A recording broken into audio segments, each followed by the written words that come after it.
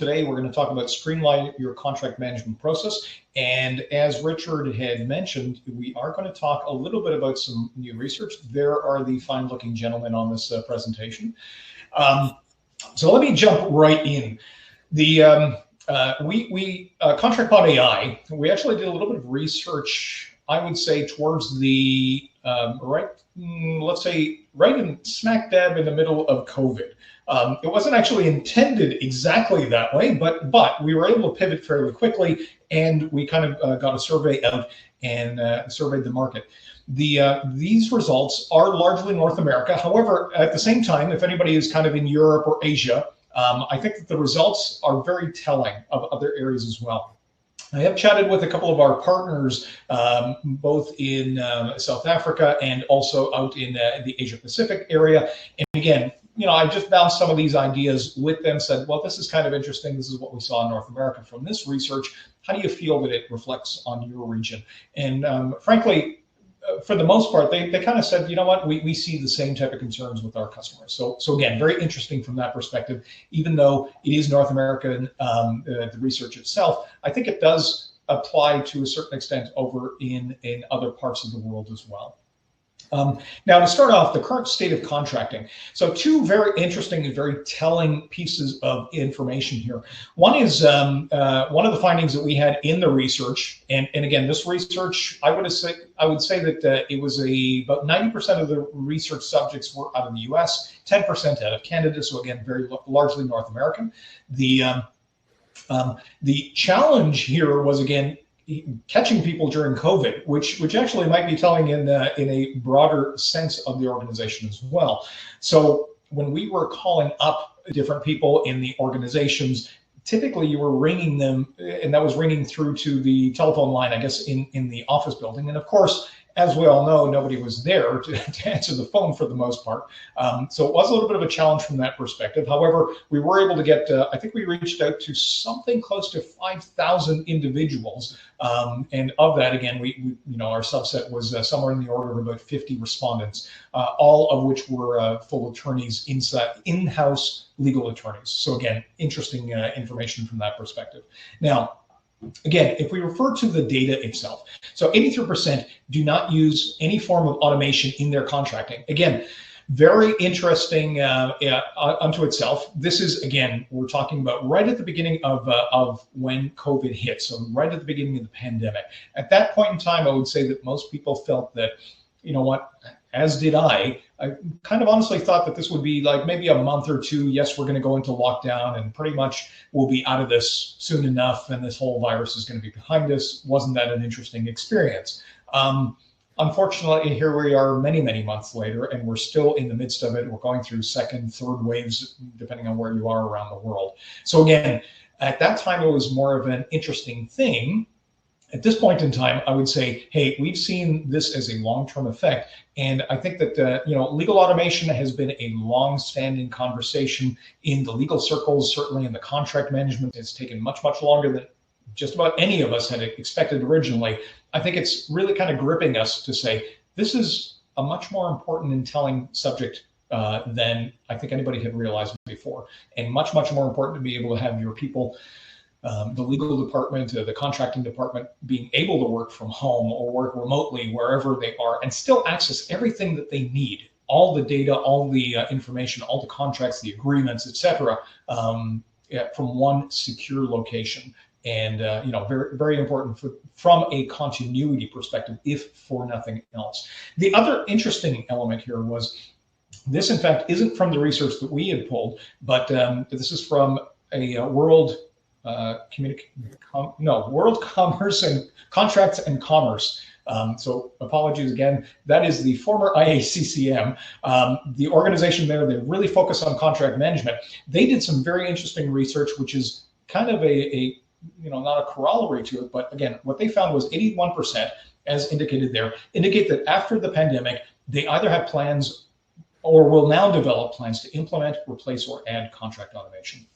And again, very interesting, because now, as we're seeing, as the crisis has continued, as the pandemic has continued longer than any of us expected, now we're kind of getting to the state where I think a lot of companies, it is sort of starting to hit home to say, legal automation is important. It is a way for us to have that continuity element. It's a way for us to improve our efficiency, our effectiveness in the organization. And in fact, when I've talked to a number of clients where it's actually become a little bit more evident that it's not just that, but it's also about transitioning from what's seen as a cost center in an organization to more of that value center in the organization. So again, very interesting stats just right from the outset. Another interesting element that we looked at as well was the current state of contracting. So in other words, let's talk about efficiency here. And the question put to all these the attorneys was really saying how much of their time was spent on contract creation and management. And as you can see on the bar on the right-hand side, so we're seeing 32% said, somewhere between 1 and 20% of their time was spent on it. And about 34% had suggested that 20 to 40% of their time was spent on it. So in other words, we estimate, you're talking about 2/3 of the audience basically said that up to 40% of their time is spent either on contract creation, agreement creation, or the management thereof.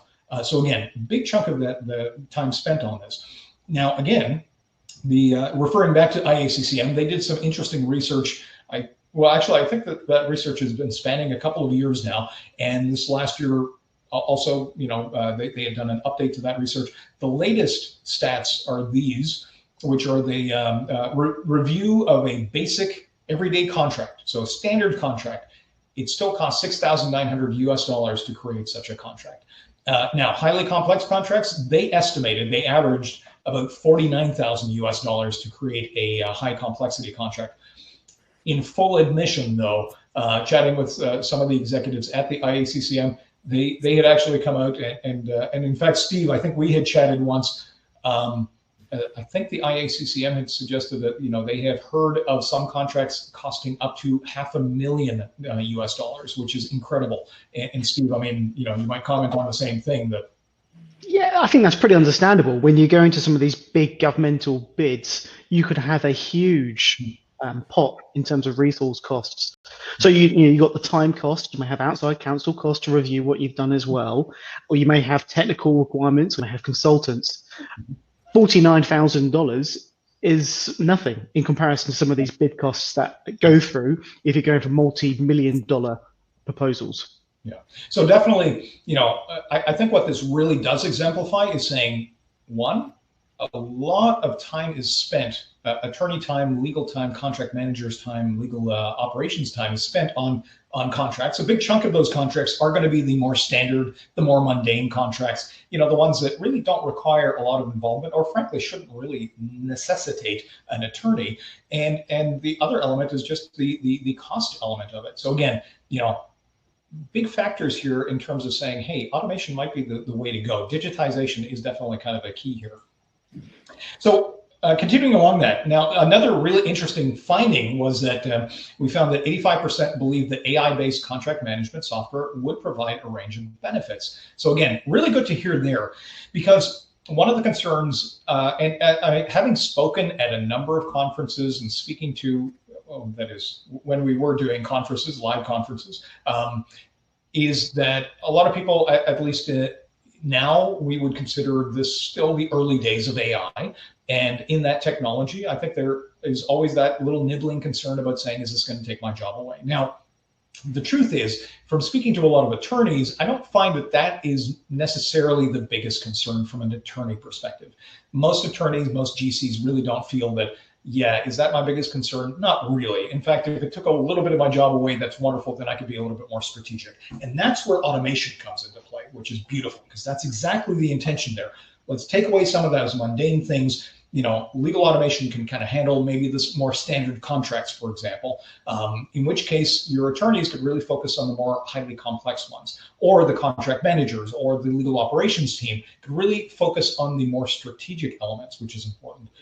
So again, interesting finding, because again, I think what we're doing is we're seeing a bit of a maturation of our concepts of what AI can do. And I think we're starting to evolve to the point where there isn't so much of that fear anymore. It's really starting to become more of an expectation that, yeah, there are a couple of benefits coming out of this, and it can do a number of things that, frankly, I don't find that exciting in my job, which would allow me to do the more, engaging elements.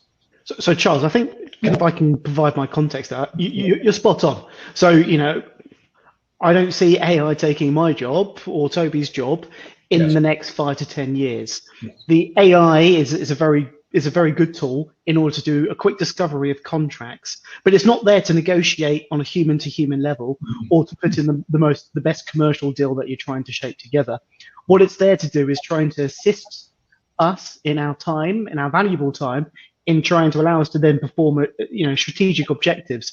So look, there's not much value for me reviewing 100, 5,000, 50,000 contracts for what the payment terms are.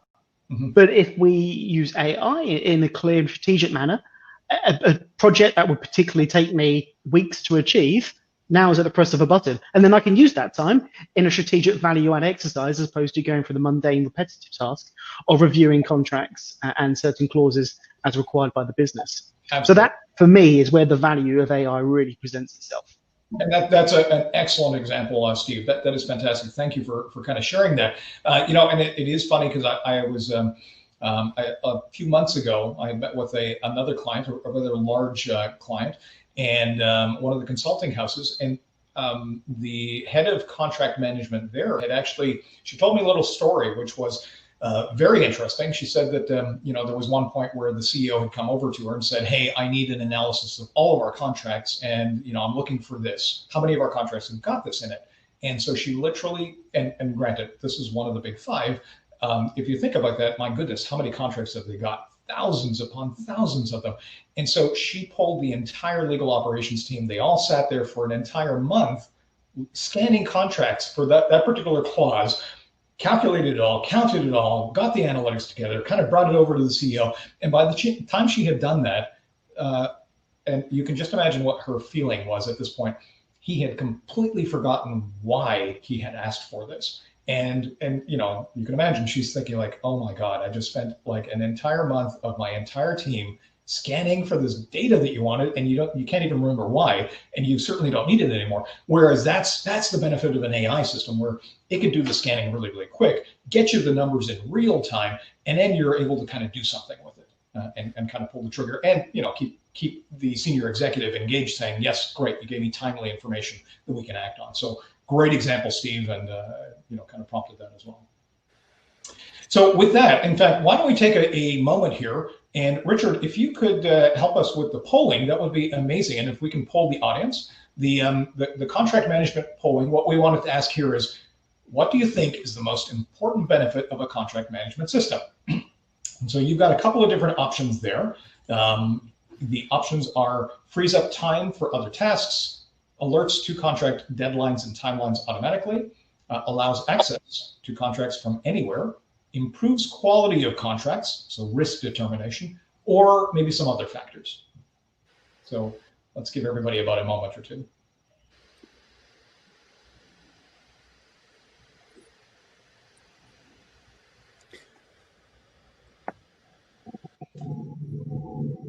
Just to say as well, Richard here, if you can't see the poll, hopefully you can see it. If you can't see it, look to the right side of your screen. You may see a red button.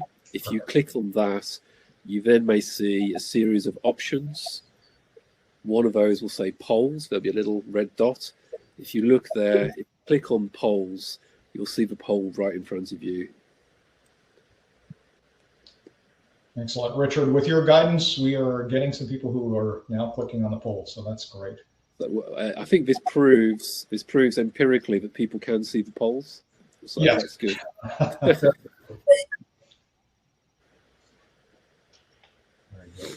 It looks like that's. Let's give one more. Let's give one more minute. Okay, let's do that. It's kind of exciting to see the bars go up and down. It's like a horse race. I agree.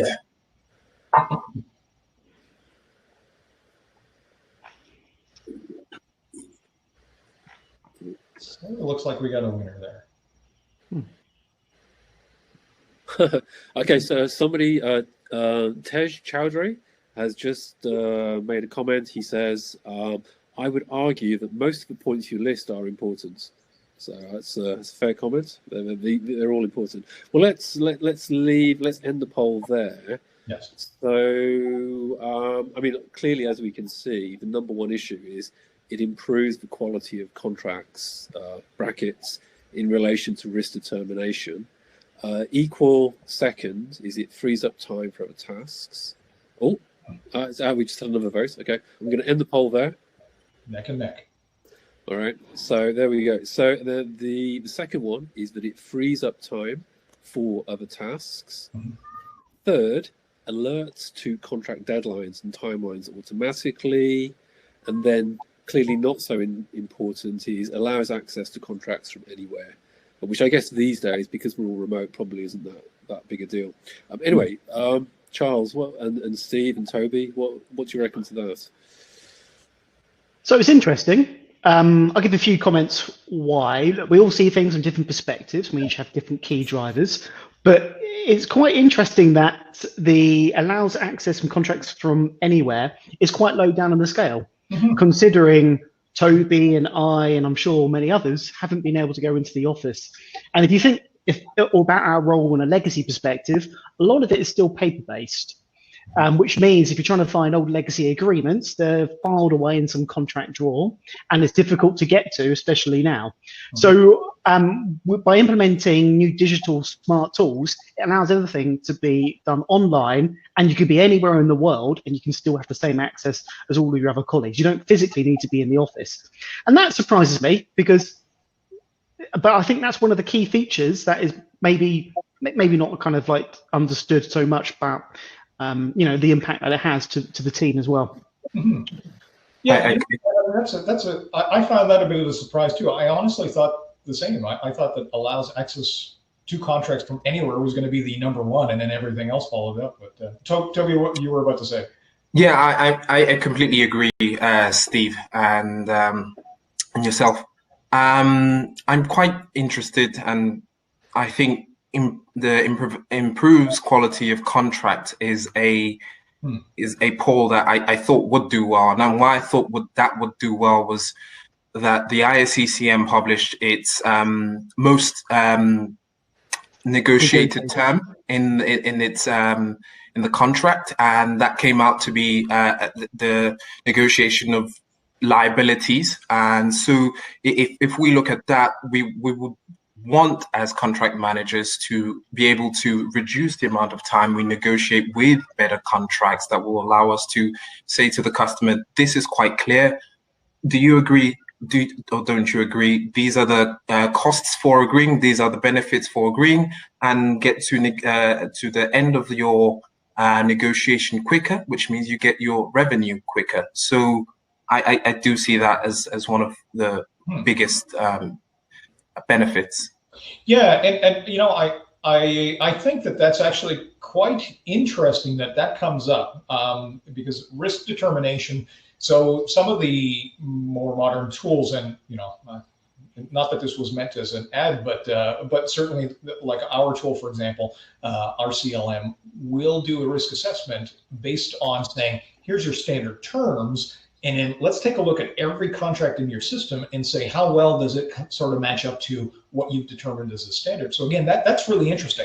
The neat thing is, I think that now puts a lot more quantitative data into the hands of the legal team, the legal operations team, the contract management team to be able to say, hey, here's where we stand. Maybe 80% of our contracts aren't really adhering very well to this particular clause. And maybe that's one of the things we've got to beef up. So again, it's almost, I think that's really interesting that the audience kind of picked up on this, that I think the really exciting opportunity kind of going forward is saying, we're pretty much stepping into a new realm, I think on the legal and the contracts area, where it's becoming a lot more quantitative. It's not just about it's not just about the terms and conditions, but now it's sort of looking at the entire span, keeping your pulse on the finger of your contracts pretty much. So that's interesting. Yeah, neat. So thank you to the audience for that poll question. So with that, why don't we just continuing along here. So some of the benefits of that AI-based contract management system, a few things that, again, we had asked in that survey. We looked at 72% actually stated that it frees up legal staff time. So, and again, that's interesting because compared to only 27%. Now, it was the second highest rated from our audience, so again, interesting there. So that was the top one in the survey. 70% of lawyers, or rather 70% stated that it alerts the lawyer to the deadlines. So again, really being able to kind of control when is it that we need a new contract, when is that billing date, et cetera. Again, very important function there. And I think that's really important because there's two things here. The first one is maybe from a procurement perspective, you get to then renegotiate with your supplier and ask for better terms or better commerciality or new IP. And from a sales perspective, it's an opportunity to maybe provide a value-added service that you weren't providing before or provide additional value. So as commercial and contract and legal thought thinkers, we should always be thinking about how to maximize the next opportunity in the contract negotiation. And I think these alerts put us on the front foot as opposed to on the back foot, thinking about, oh no, now we're a year late and the contract's already expired. What do we do now? Quick, manic, let's just put another renewal in place. It allows us to be more strategic in our thinking. Absolutely. And that again is that whole idea about saying, hey, this isn't, stop thinking of this as a cost center. Think about it as a business center, as a value center. So absolutely, good point, Steve. The other thing, also the last point there is 60% believe that, hey, this allows staff to access and work on contracts from anywhere. So again, interesting that our audience really didn't resonate with that particular point, but again, it's out there. That's neat. And then what will stakeholders gain or support? Oh, sorry. So how do you actually support, putting forth saying, hey, look, we need a legal automation system. We need a contract management system, et cetera. And the interesting thing, again, when we asked the folks who we were polling in the survey, what they found was the most important thing was the ROI. So that's what's going to convince upper management that this is going to work out. Now, the really cool thing was that we did see some stats from Gartner. Let me see, I do, yeah. So in that regard, we had, there was a recent Gartner study that kind of came out and they looked at legal automation and contract automation. And they asked, I forget what the sample size was. I think it was in the order of 500 or so executives about their opinions on this. And the Gartner study basically pointed that legal automation showed 89% had reported that their organization actually exceeded their ROI. So that's incredible, practically 90%.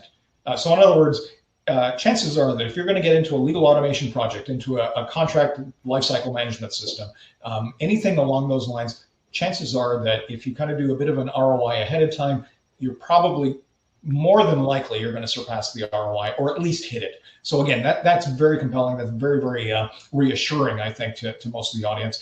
And the other element that I'm going to state here is the on the right-hand side, say you see there, 73% of the executives stated that they were very or extremely open to investments in legal automation. So again, a really important part there being that if you're a GC, for example, and you're heading up the legal team or heading up legal operations, then it's worth for you to put up your hand and say, hey, we need a little bit of investment here. And what if we did this? And I think there's a lot of reticence on that side. Many times there's a bit of a concern thinking, again, in the old paradigm, thinking that, hey, you know what, if we're a cost center, for me to just ask for additional money for an automation system, that's not going to be a good thing. Stop thinking that way. Because the reality is, in fact, there is a payback for this. And I think it is about that whole conversation about cost center, start thinking more of a value center. And that's kind of the way to go. And then have the ROI behind you, because chances are that you're gonna surpass it anyway, which again, very, very compelling. So with that, in fact, why don't we take it to a real live case? And that's why we invited Toby and Steve from Inmarsat to talk about their project on digital transformation from the Inmarsat side. So Steve, why don't I pass it over to yourself? Thanks, Charles. So I'm going to do a terrible job of trying to sell Inmarsat. So my apologies to all the sales guys out there if you are listening. But let me do my piece anyway, and we'll tell you about the project. So Inmarsat is a really cool company to work for. First of all, established as an NGO in 1979. And although there's quite a few little providers around there, we are a satellite operating company, and we provide real-time data by sending packets of data up to our satellites, and then it comes back down to Earth.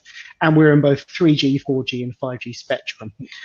And it's a fantastic company to work for. telecommunications. So it's really innovative, and there's lots of money and investment going into that. So we have some big competitors out there in the market, but our legacy is the fact that we are an established player. We have worldwide connectivity, and we have some of the best data throughput that we can provide to customers. So it's a little bit about Inmarsat. We roughly turn over $1.8 billion, and we have around 1,500 employees, a bit more than that, but that's kind of our rough numbers. And as a legal and commercial function, we're split between procurement facing contracts and customer facing contracts, and there's around about 30 of us, and we focus each on different categories or different business units based upon where the value is to the organization. And we very roughly get through around about 500 contracts per year. And within our team, so Toby and I's team, there's 6 of us. So we're quite an agile customer-facing team, and we support all the different business units, and we negotiate contracts on a very much daily basis, in fact. The exciting thing about Inmarsat is the fact that our customers can be on land, sea, or air. And the common thread that ties them all together is their need for data in real time, and potentially quite a lot of data in order to be able to make critical decision making. So we talked about earlier about how AI helps you make critical decision making because you have data in real time. Well, Inmarsat is the data pipe that gives you that data, so you can make that decision pretty quickly. So we want to take a few slides to talk about Project Streamline, what we accomplished, and also talk about, from a retrospective perspective, how we kind of focused that project, and we'll talk about areas about if we could do it a little bit differently, how we would have done so to accomplish the task. And hopefully the audience here will take something away from that. So I think if we talk about Project Streamline, Toby, if you want to kind of talk about that. Thanks, Steve. Thanks, Steve. Hi, all. So Project Streamline, what was this project about? In its simplicity, it's to make Inmarsat simpler to contract with. With 500 custom contracts each year and thousands of customers spread across the globe, we needed to make our customers very simple to understand, because unfortunately the contracting world, with the amount of years and years of legal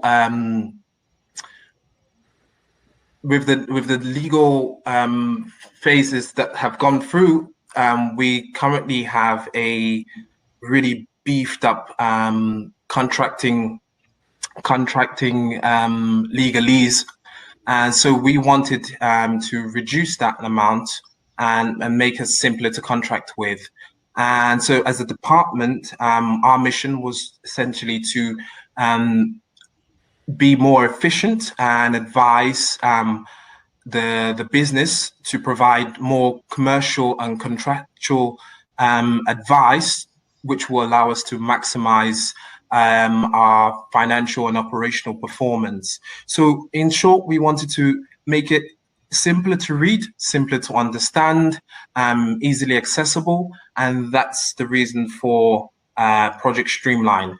I'm just going to run you through some of the improvements or some of the goals behind this project. So we wanted to simplify our framework, how we contract, how we set out our contracts, and reduce the amount of templates that we have at Inmarsat. So Inmarsat, in its nature, has been quite acquisitive.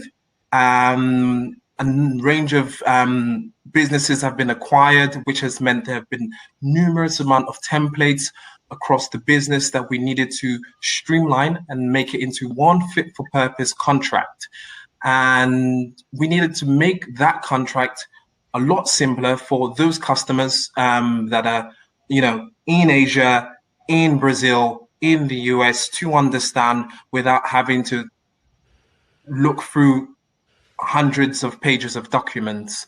We also wanted a way to provide our customers with a one-stop shop so that they can view all the necessary contractual documents that would make or allow them to perform their obligations, which is crucial for the contracting cycle.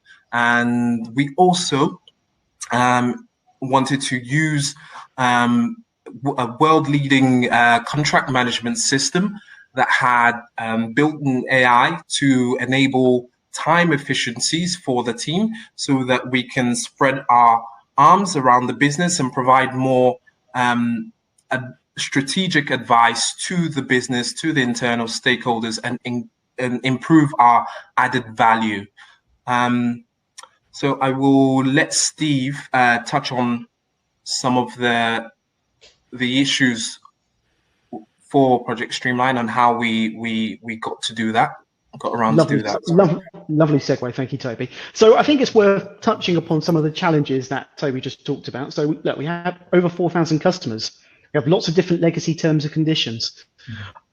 We had to put in a new framework that Toby was talking about. So that means we need to communicate carefully with our customers to ensure that they don't go running off, and making sure we communicate the right message. And let's be honest, finding legacy terms and conditions is horrible. It's a painstaking task. Nobody thanks you at the end of it for saying, hooray, I found you a contract. Right, it's soul destroying. So this is why a move to digitalization is really important to us at Inmarsat, so that we have all the tools virtually. So let's talk about how we did that. So we took a look at it from a holistic view. Let's be honest, we use kind of best practice that we've used ourselves from our own experience. We also utilized some of the other kind of best practice ideas out there. World Commerce and Contracting, we've been talking about that already, formerly IACCM. They have some great tools out there, to be frank. They have kind of a book of knowledge. They have different templates that can be used. They talk about process, people, technology as well. And those kind of, for me, the three different areas that we can break it down to show how we created value to the business and Project Streamline. So from a people perspective, we realized pretty quick we need to nominate a senior executive sponsor to be able to create alignment for a common objective. And without that senior stakeholder, lots of different departments are, tracking business over here or tracking that process over there. And the senior stakeholder managed to effectively bang heads together and make sure things were done, because they can see at our top level to say how value added this project is. And without that, we really wouldn't have been as successful as we had done so. We also created a Project Tiger team, and Toby's using this and implementing it in a different area of the business, which is really nice as well. And that's when we get a small team together who are empowered by their different departments to make decisions in real time. So, for example, we would have someone on credit, we'd have someone on product group, we'd have someone in sales, we'd have someone on sales operations. And these empowered individuals can make critical decision-making very quickly to enable us to make the right decisions for negotiating contracts or changing our contracts or putting in smart tools. And I think that's really helpful because, look, as a team, we are only as successful as the other teams that we work with. We can't just be a bulldozer and just say, right, it's this or nothing. We have to work with other people along with that story. From a process perspective, we took a look at where are the bottlenecks in our process, where are the deficiencies, and what can we do better? So there are some really good tools out there. There's Yellow Belt, Green Belt, Six Sigma in terms of the process methodology of, how can you do things doing better and continuous improvement. But we also took a look at our competitor terms to say, do our terms align with what the market norm is? Because if it does, it makes negotiation a lot easier. Now, if you have terms way in excess that are not market aligned, you're going to have a much tougher time when it comes to negotiating. And by aligning it, you have a lot more power and actually you're probably less likely to negotiate a lot of your contracts. And if that is the case, again, speeds up the cycle for onboarding customers and brings in revenue quicker. Toby talked about IACCM and their most negotiated clauses. Take a look at that. Take a look internally about what are your most negotiated clauses. Do you have wiggle room? Do you want to put a playbook in place so you have automatic approval within the teams that negotiate some of these? And then work with the stakeholders we talked about earlier about how to operationalize the contract to make it fit for purpose. And we took ideas from the business. We don't always have the best ideas. Funny that, right? We took best ideas from other people in the teams. And so we tried to implement them over time as well. And then we also took a look at smart tools and technology. That's an area that Toby will talk about now, but really utilize some of the cool technology that is coming out there already. So we have a customer-facing portal where we will upload all of our latest policies and products. And we've also implemented Salesforce from a pipeline stream perspective. And now the final piece in that jigsaw is our brand new contract management system, which will tie nicely into Salesforce. So by doing and implementing all these cool smart tools, we can automate a lot of our different functions to be able to provide the strategic value add that we need to provide into the business. So Toby, I think it's probably worthwhile touching upon the what now in terms of those tools. Absolutely. So what did we do? We've reduced the number of pages that we contracted down from 60 to roughly around 20.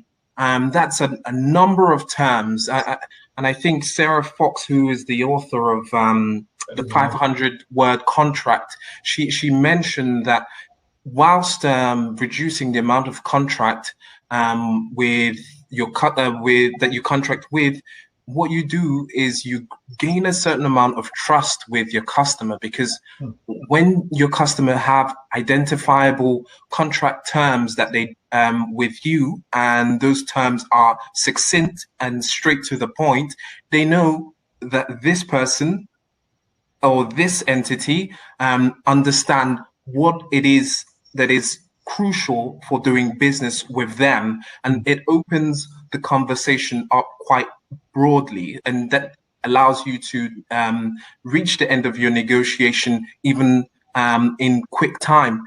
And so what we did do as well is looking at those 20 page contract, we looked at how easy it was for the different regions in the world that we have customers to understand that contract. If you have somebody from the US, where the US is generally known to have more terms and conditions which are focused on the liability aspect of it, and you have in Brazil where they're more focused on how things work operationally, you need to be able to identify what is key for that customer in that region. So understanding the cultural nuances as well. And so that's what we did with the contract, not just about the length of the contract, but the length greatly does help. We also looked at making the contract fairer, more equitable, which again results in less negotiation, getting to the money quicker. And I keep referring to money quicker because the business expects the legal team, the contracts team, to help them to get from, they're the gateway to get from that paper stage to that billing and onwards. So our job is to ensure that we support the team to get that money quicker. So having that fairer term has enabled us to move to that stage quite quickly. We've also managed to move our legacy contracts onto this streamlined framework, which means that we do not have to spend hours and hours and hours looking for contracts, which can be mind-numbing. Now we have the contract on one MSA for all our customers, and this has added simplicity and made our lives much more easier. Go on, Steve. Cool. So thank you for that, Toby. And I think it's worthwhile reflecting upon what Toby has succinctly put about the migration of those contracts as well. That's a big task of trying to migrate contracts from an old system to a new system to make sure it's thoroughly done. So Toby touched upon some of the results, right? So we managed to reduce our contract from 60 pages down to 22. We also incorporated lots of smart tools as well.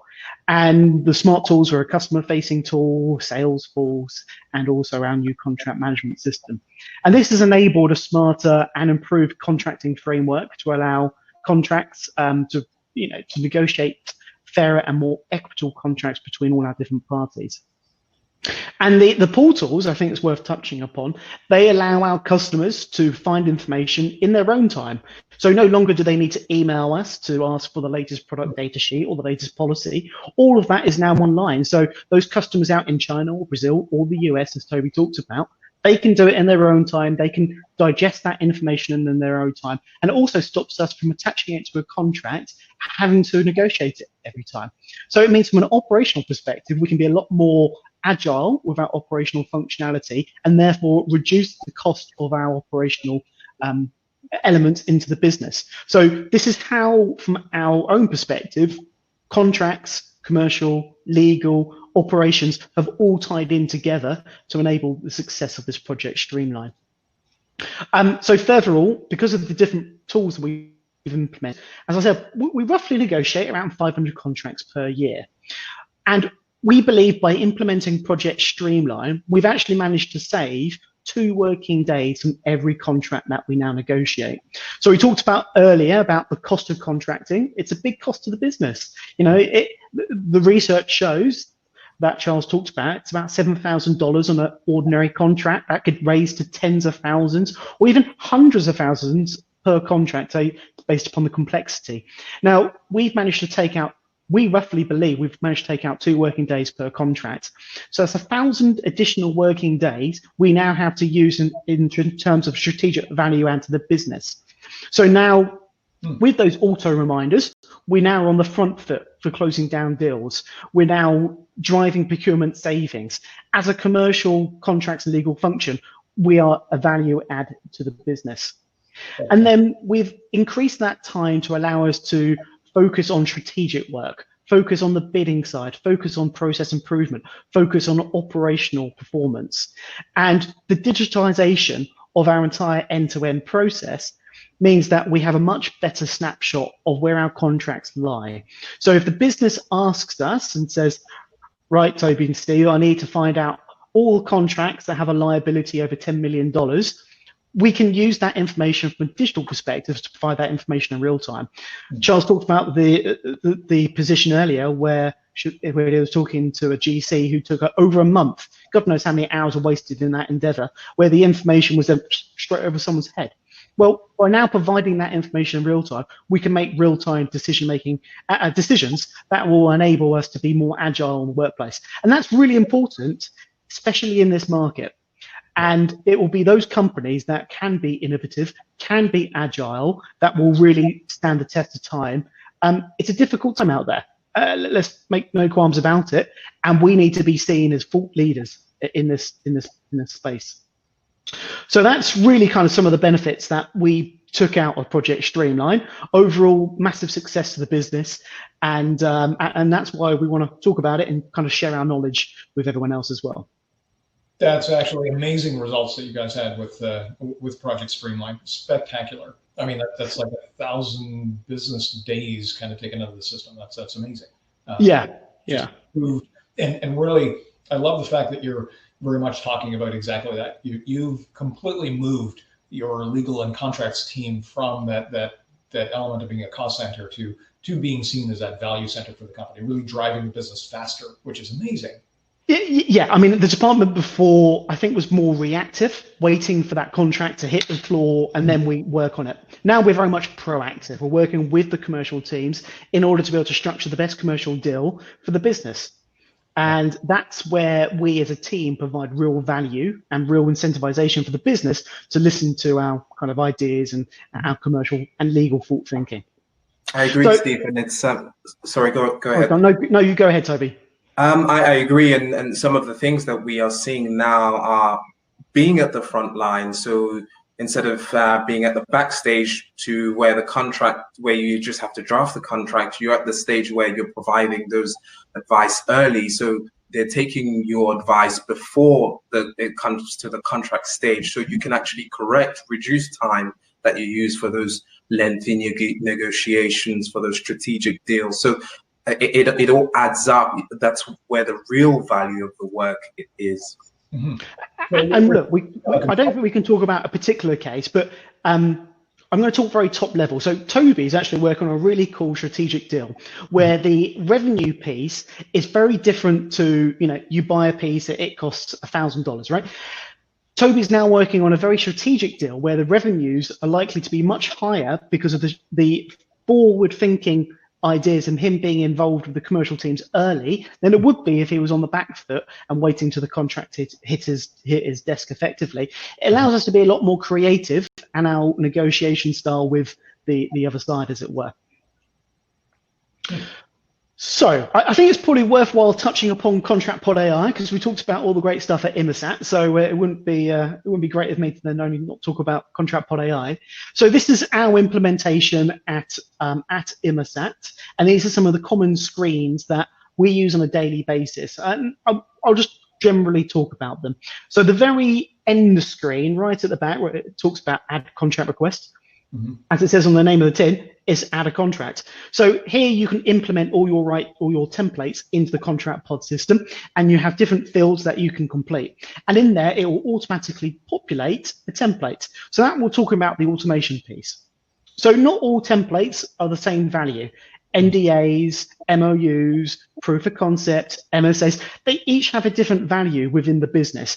And where you can try and automate it as much as possible, and allow you then to strategically spend your time on the value add templates, that's my recommendation to the team. So if you can automate NDAs, do so, right? I mean, what value does it really provide by having some attorney or contracts manager or procurement manager by implementing real basic data like customer name and your name and the purpose and the time, when maybe a lot of that can be automated front end by the sales team, allow them to negotiate on the front foot. The reporting functionality is crucial. Now, this is a real big win for us in terms of the reporting that we can now provide. So we'll talk about the next slide in a second, but in the reports, you can then tailor it to say whatever reports the business is asking for. So maybe the report will be what are all the contracts that are going to be expiring at the end of the year. That then gives you a nice pipeline of all the work that you need to do in order to be able to meet it. Otherwise, I've worked at other places where you find out 2 years afterwards the contract's already expired and you lost all leverage. So we won't talk about that though. Key obligations is really clever, and this is part of the AI. Now, under this, there's an area where the AI built from ContractPodAi, they will scan through optical character recognition the contracts, and it will take out key clauses that you believe are important. So, for example, we might have, what's the liability provision? Is there uncapped liability? Are there indirect damages? What's the payment terms? What are the payment obligations? What's the warranty rights? Choice of law, arbitration. But you can kind of tailor it to how you feel like. Yes, there's pre-select areas that will come out of the box, but we've also managed to negotiate with ContractPodAi, and I don't want to say anything here, but you can negotiate with them in order to pull out different key obligations based upon what your business might find interesting. But this is really powerful to a contracts and legal and procurement team, because it allows them a snapshot to say what's in the contract without having to thoroughly read every single contract, and that then ties into the reporting functionality. And then the last screen is the dashboard, and the dashboard will tell you volume of contracts that are active, expired by different category types, and that's fully up to you to work out where you want those categories to be. And then it has a nice little pie charts and different variables based on what data you want to see. So, for example, from a customer-facing perspective, we want to see contracts broken down by geographical location. Well, it will do that automatically for you, so you can pull in different reports there in your dashboard and snapshot there. Fantastic, Steve. If you don't mind, just interject here. We've only got a few minutes left to the hour. I mean, people are welcome to stay with us past the hour, but for those who've got to jump off, I just thought if you have any questions before we go to Charles for the wrap up, if you do have questions, please use the chat function on the right hand side. You'll see the red button again. There's a chat function. Just type in your question and we will try and answer it as we go along. Because of time, I think we'll probably have to leave it there in terms of Inmarsat. So thank you very much, Steve and Toby. Charles, if you'd like to come in to wrap up the end of this. Absolutely. And again, I'll reflect that as well. Steve and Toby, fantastic. Excellent job. Thank you. So in the interest of time, why don't we kind of skip ahead? And I just wanted to kind of do a bit of a recap here. The drive your contract management operational excellence. I mean, that's, you know, I think we've had a beautiful example of what can happen if you digitally transform effectively, bringing in some of the right technology, making sure you've got the processes and people. And I think the case that Steve just presented from Inmarsat, a real live case that you guys have really done a fantastic job of implementing and making a true success, is, you know, exemplary for all the rest of us. And every organization should be going through a similar type of a thought process to say, hey, how do we transform our legal team? How do we digitize this? How do we bring it up to snuff into the modern world? Now, again, I'll just remind everybody, 85% believe that AI-based contract management is a benefit. So again, I think we've now passed that phase where people were afraid of AI. It is a benefit, absolutely. We have interwoven our system, our CLM system from ContractPodAi's with our AI technology. It is throughout the solution, and it's all there to make it easier for you as a client. It's all there to make it much more robust and faster, and really to help legal teams, contract management teams, and legal operations teams. And again, one of the other big things there, 73% of those executives, don't forget that, said yes, they would be willing to support this as long as there's that ROI behind it. And again, remember from that Gartner study, almost 90% of the cases when they brought in legal automation, they were able to surpass, at least match or surpass their expected ROI. So again, very high probability of being able to kind of succeed with a solution like this. And again, I think Inmarsat is a glowing example of doing this right. Now, for everybody on the line, we will be sending out the report to you. So you will get a copy of it. Failing that, I mean, feel free to come to our website as well, but we will be sending you a copy so you can see the entire report and all the different details in that from that research that we had done that started off this presentation. And one final thing before we jump into the Q&A is I'll mention, I think one of the things that everybody's a little bit reticent of is saying, hey, we are in the middle of the pandemic. I don't know if that was the time. Actually, now is the time, because this pandemic has lasted longer than we expected. And frankly, there's no point in waiting for the next crisis to hit. Now's the time to start digitizing. We, in fact, we offered quite successfully a few months ago, we introduced a new concept, which is a quick deploy that within 10 days with a very limited subset, so we'll migrate 500 contracts, for example, onto a system. Within 10 days, we'll have you up and operating with a CLM solution. And again, it won't have all the bells and whistles right at the beginning, but the point is we'll get you while the momentum's hot and get you up and operating as fast as possible, and then bring on all the additional features and benefits and capabilities and such. So again, keep that in mind. If you are interested in chatting with anybody, certainly reach out to us. We're happy to speak about that further. And with that, I think that sums us to the end. Richard, were there any final questions maybe that we can take one or two before we end off the session?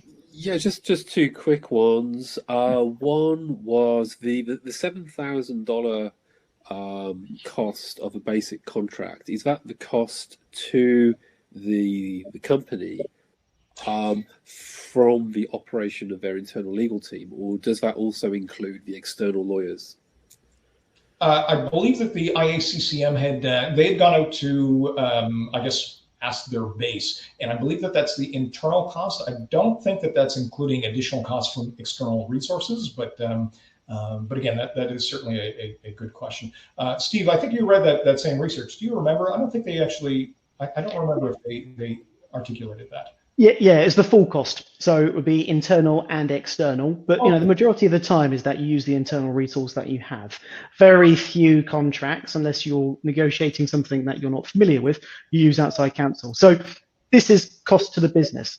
And you have to reflect that bidding for everything might not be in the best interest for the business because of the cost there and the opportunity cost, which is more difficult to quantify. Gotcha. Thanks for that. And here's another question from the audience, which was, what is the average time that it takes to implement the system and these processes? I guess to paraphrase, how long does it take to get where Inmarsat got to? So Wow. maybe you want to answer that one, if you can. Otherwise, I can. So it depends upon what part of the journey, in honesty. The contract management system is probably the smoothest part of that journey. If you're using a system that's out of the box, means not much configuration needed your side. You may need to make slight tweaks based upon your operational business model. Mm-hmm. But for Inmarsat, remember, Toby was talking about we've had 40 years worth of MA activity. We had to migrate a lot of contracts. Now we're talking 100,000 documents. It doesn't get done overnight. And I think realistically, depending upon how many contracts that you have, if you have a few hundred, you can get done, pretty quickly. If you have a few thousand, it's going to take you over a month. But if you have tens of thousands, realistically, it's going to take you 3 to 6 months before everything is done correctly. You're happy with the system. You've got the right training. But look, everything is kind of like how long's a piece of string. It really depends upon how complex your business is and the number of contracts you have to migrate across. Awesome. Thank you, Steve and Toby. And Charles, last words with regards to ContractPod? Yeah. So as I said, I mean, if anybody in the audience is certainly considering legal automation along the lines of contract legal automation, then certainly do give us a ring.